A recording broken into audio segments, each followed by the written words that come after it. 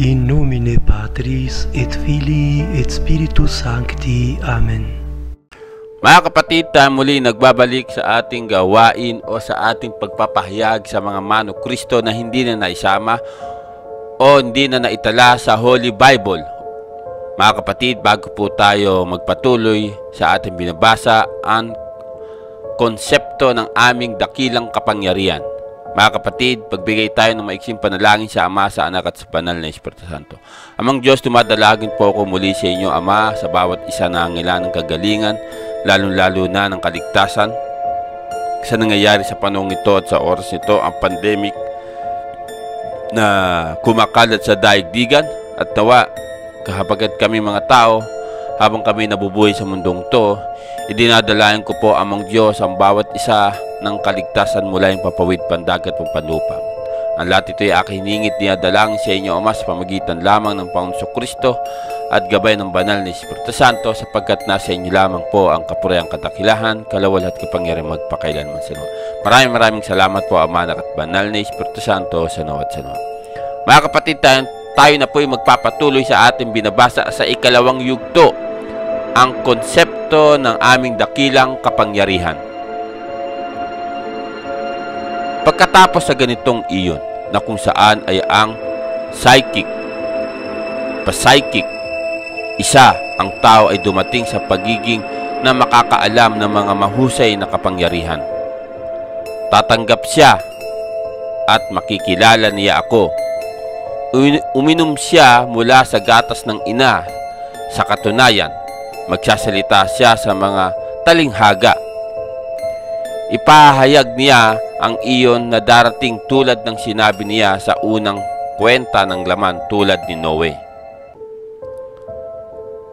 Tungkol nga sa kanyang mga salita na kung saan na siya ay uttered, siya ay nagsasalita sa lahat ng mga ito sa 72 wika at binuksan niya ang mga pintuan ng kalangitan ng kanyang mga salita. At siya, hinahanap ng mga arkon ang nangyari. Hindi nila alam na ito ang tanda ng kanilang pagkabulok at iyon ito ang pagbabago ng iyon. Ang araw ay inilagay sa araw, ang araw na iyon ay naging madilim. Ang mga masasamang espiritu ay nabagabag at pagkatapos ng mga bagay na ito, siya ay lilitaw na umakyat. Ang tanda ng iyon na darating ay lilitaw at ang mga iyon ay matunaw at ang mga makakilala sa mga bagay na ito na tinalakay sa kanila ay magiging pagpapalain. At hinahayag niya ang lahat ng ito at sila ay magiging pagpalain dahil sa malalaman nila ang katotohanan, sapagkat natagpuan mo ang kapahingahan sa kalangitan. Pagkatapos ay marami ang susunod sa kanya at sila ay magsisiparito or magsisiparatrabaho sa kanilang mga lugar ng kapanganakan. Maglalakad sila at isusulat nila ang kanyang mga salita ayon sa kanilang pagnanasa. Narito ang mga iyon na ito ay lumipas. Ano ang sukat ng tubig ng iyon na natunaw? Anong mga sukat ang mayroon ng mga iyon? Paano ihanda ng mga kalalakihan ng kanilang mga sarili at paano ito maitatatag at paano sila magiging hindi mababagsak ng mga logo or ng mga lago. Ngunit sa una, pagkatapos ng kanyang pangangaral, ito ay siyang nagpapahayag ng pangalawang iyon at ang una. At ang unang iyon ay nawala sa paglipas ng panahon. Ginawa niya ang unang iyon pagpunta sa loob nito hanggang sa mawawala habang nangangaral ng 120 taon sa bilang. Ito ang perpektong numero na lubos na mataas. Ginawa niya ang hangganan ng kanluran na nasira at ang sinira niya ang silangan. Pagkatapos ang iyong binhi at ang mga nais na sundin ang aming mahusay na logos at ang kanyang pagpapahayag. Pagkatapos ay nagalit ang galit ng mga arkon. Nahihiya sila sa kanilang paglusaw. At nagpoke sila at nagagalit sa buhay. At ang mga lungsod ay naibalik.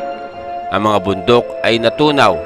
Dumating ang arkon kasama ang mga arkon ng mga kanluran, rehiyon sa silangan. Lugar na iyon kung saan ang unang lumitaw ang logos na magkagayoy nanginginig ang lupa at nababagabag ang mga bayan.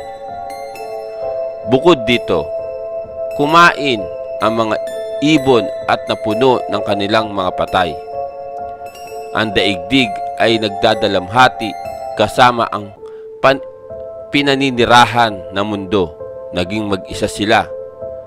Pagkatapos, kapag ang mga oras ay nakumpleto, pagkatapos ang kasamaan ay lumakas ng malakas, kahit hanggang sa pagkawasak na pagtatapos ng logos. Pagkatapos ang arko ng mga kanlurang rehiyon ay bumangon at mula sa silangan ay gagawa siya ng isang gawain at tuturuan niya ang mga tao sa kanyang kasamaan. At nais niyang alisin ang lahat ng pagtuturo ang mga salita ng totoong karunungan, habang iniibig ang kasinungalingan na karunungan. Sapagkat isinalakay niya ang matanda na nagnanais na ipakilala ang kasamaan at upang mabigyan ng dignidad. Hindi siya kaya dahil ang marumi sa kanyang kasuotan ay malaki. Pagkatapos ay nagalit siya. Nagpakita siya at nais na umakyat at pumasa sa lugar na iyon. Na magkagayoy dumating ang tinakdang oras at lumapit, at binago niya ang mga utos. Pagkatapos ay dumating ang oras hanggang sa lumaki ang bata. Nang siya ay dumating sa kanyang kapanahunan, pagkatapos ay pinadala ng mga arkon ang imitator sa taong iyon upang malaman nila ang ating dakilang kapangyarihan. At inaasahan nila mula sa kanya na gagawa siya ng isang tanda. At siya ay nagdulot ng mahusay na mga palatandaan at naghari siya sa buong mundo. At lahat ng nasa ilalim ng langit, inilagay niya ang kanyang trono sa dulo ng mundo para sa gagawing kitang Diyos ng mundo. Magsasagawa siya ng mga palatandaan at kababalaghan. Kung magkagayoy, tatalikod sila sa akin at mangliligaw sila. Pagkatapos, ang mga lalaking susundan nito ay magpapakilala ng pagtutuli at hihahayag niya ang paghatol sa mga mula sa di pagtutuli sa mga tunay na tao. Sapagkat ang katunayan, pinadala niya ang maraming mga mangangaral na nangaral para sa kanyang ngalan. Kapag natapos na niya at ang tinatag na oras ng kaharian ng mundo, kung gayon ang paglinis ng mga kaluluwa ay darating, yamang ang kasamaan ay mas malakas kaysa sa iyo. Ang lahat ng mga kapangyarihan ng dagat ay manginig at matutuyo, at ang kalawakan ay hindi magbubuhos ng hamog.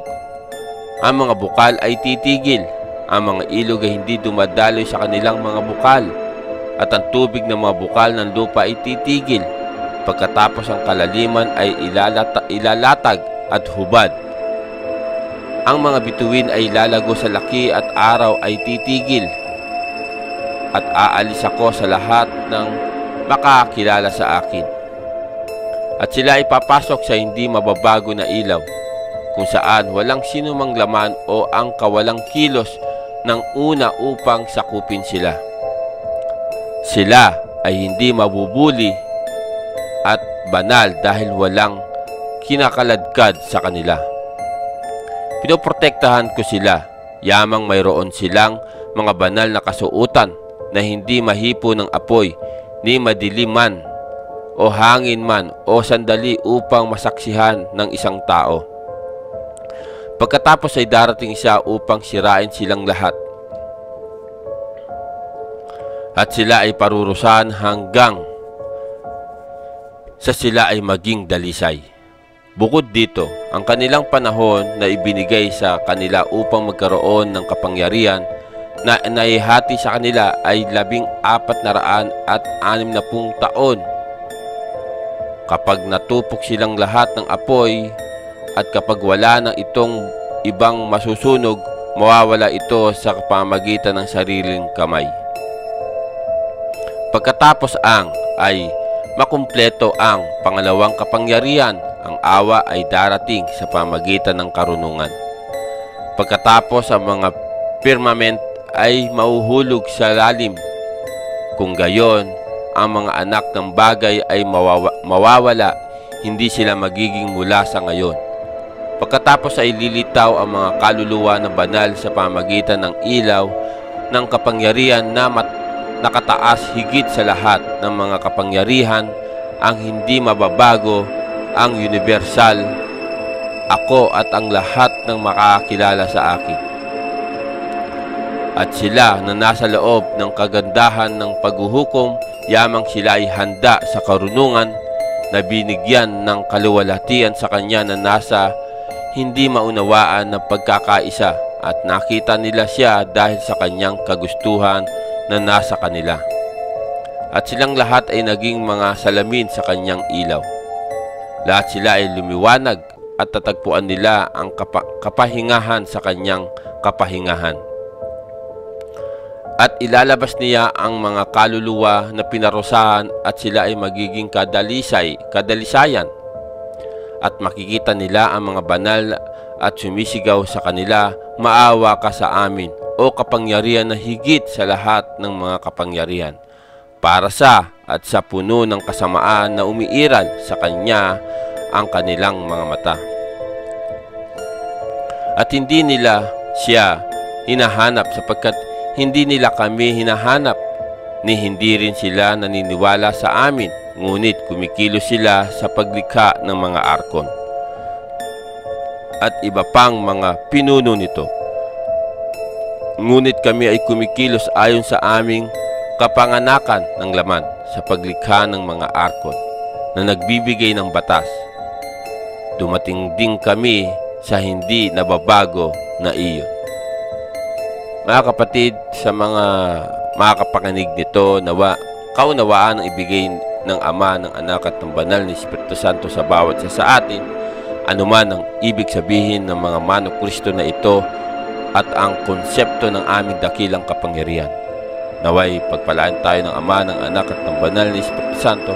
Maraming salamat po, Ama, Anak at Banal na Espiritu Santo. Salamat.